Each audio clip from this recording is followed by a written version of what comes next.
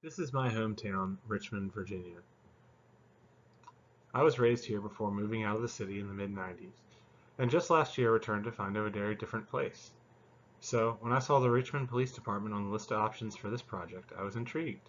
A few hours south of Washington, D.C., on the James River, the Richmond I grew up in was nice, but always had a bit of an edge to it. The river was dirty and the places that you just didn't go. But now the river is packed with swimmers, paddlers, and kayakers, and relatively clean. And those same places that I was told never to venture as a teenager are new, full of hot new restaurants, trendy shops, and craft breweries. This seems to be happening in cities across the country, but I had no idea the role of analytics and business intelligence tools played in cleaning up the city to enable this urban revival to take place. Richmond covers a fairly large area on the James River, 65 square miles, with population around 220,000 currently. It is the home to Virginia Commonwealth University and the University of Richmond, Fortune 500 companies including Genworth Financial, Markel Corporation, Altria Group, and CarMax, just to name a few. It grew to around 250,000 people in the 70s before a long, steady decline until in the early aughts it was just under 200,000 people. Most people claim that the decline was in large part due to crime. Some say Richmond bottomed out in 1994 when one councilman went off to drug rehab for heroin. Another was in trouble for not paying utilities and also renting out condemned properties. Enrollment at VCU had seen a steep decline. The city recorded the 19th largest population decline since 1980. Richmond made the bottom of Money Magazine's Best Places to Live list, and by the year end had tallied a record 161 homicides. But things didn't improve quickly. In 1997, Richmond had the dubious honor of having the highest murder rate per capita in the country, and in 2004 Richmond was named the 5th most dangerous city in America. So needless to say, the Richmond PD had a huge job to do, and at that point was open to just about anything to bring law and order back to the streets. And that was when they started to turn to BI tools. As Stephen Holyfield, the department's head of technology, said, there was a lot of pressure to do something, anything, other than just standard policing. Starting in 2002, when they purchased a system called Clementine from SPSS, Richmond police began investing heavily in a BI system to help in the fight against crime.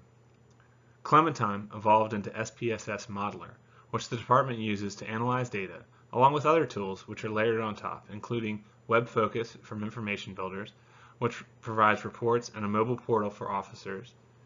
This slide shows a screenshot of that portal.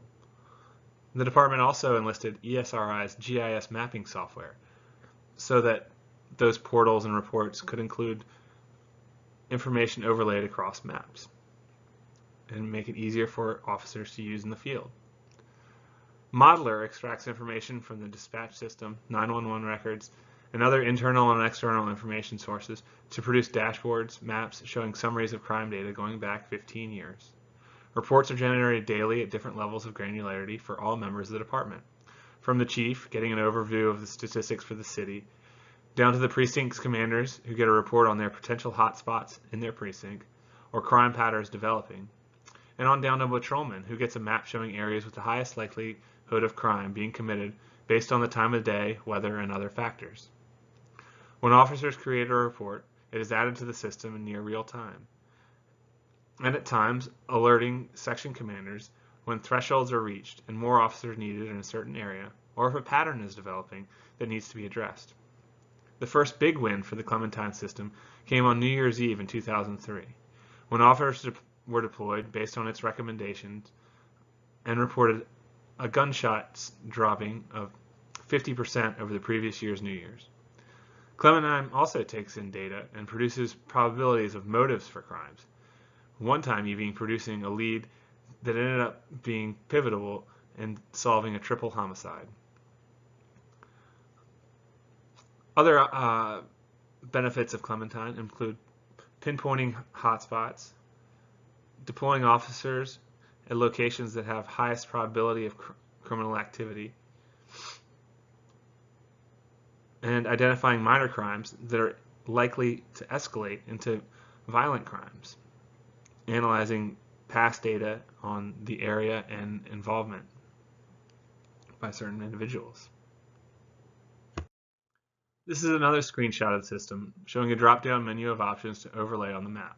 Narcotics-related arrest, weapons-related arrest, KPIs, incidents without arrest records, and probability of crime by dispatch zone. Detectives are able to enter information through a web interface, which includes simple prompts and menus, and receive immediate output, regardless of whether the crime analyst is on duty, which is a huge benefit. In the past, these requests were rarely used because the queries needed to be sent to headquarters for the crime analyst to review. Colleen McHugh, the program manager for the department's crime analysis unit, said, SPS modeler and data mining represent a revolution in our ability to access previously unattainable data. This is as close to a crystal ball as we are ever going to get. Colleen McHugh is a celebrity in the policing analytics world, and she led the effort by the Richmond Police Department to use more data-driven predictive policing. She devised the plan for predictive policing from retail. In one interview, she told a story about Walmart analyzing transaction data before a hurricane and how they saw spikes in items that you would expect, flashlights, water, batteries, etc., but also some unexpected spikes, things like strawberry Pop-Tarts. McHugh views criminals as just another type of consumer. If drug prices go up, you see more property crimes, she said.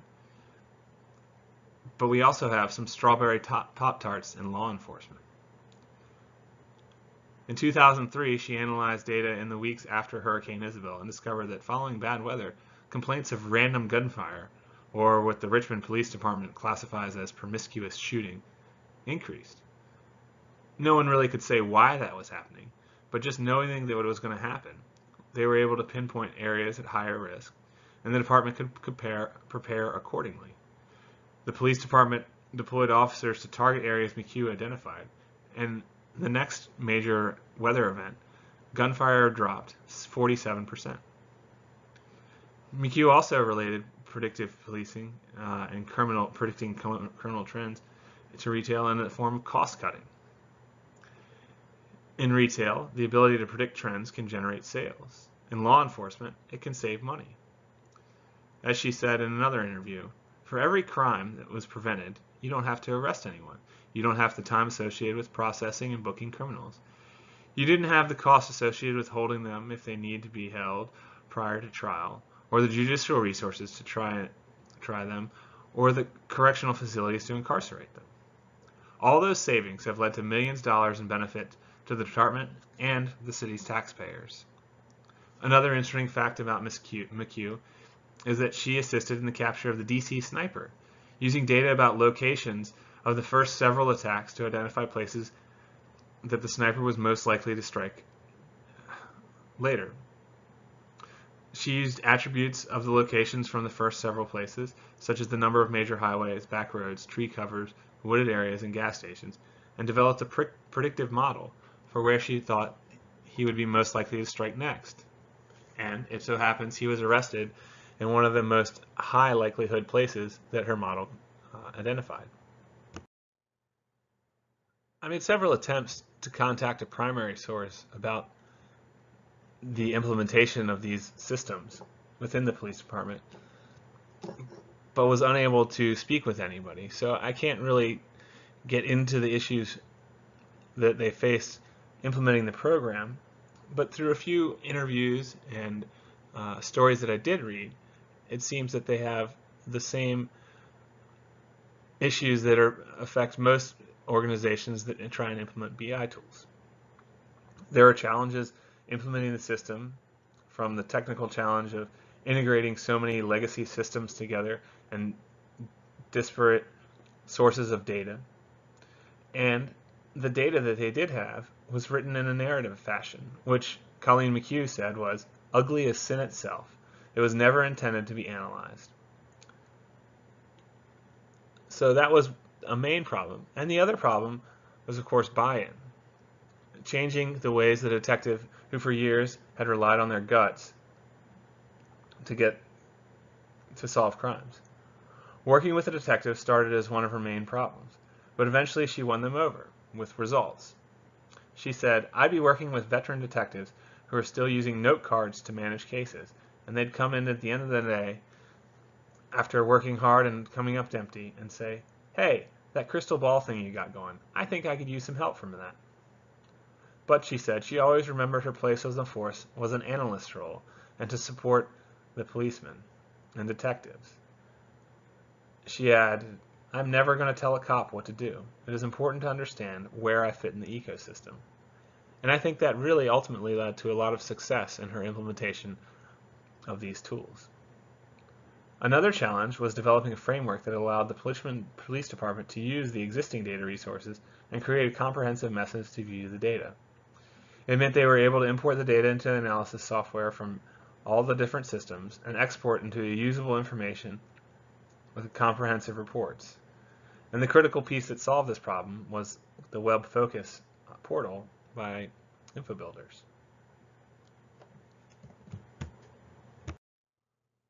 In the end, I'm happy to report that it has been a resounding success. The implementation of SPSS, InfoBuilders, and other BI software has enabled the police department to see about a 50% drop in crime over the past 15 years. As you can see from this graph, the number of murders and rapes in Richmond has fallen by about 50%, although in the last year there has been a spike of crime, namely a dramatic increase.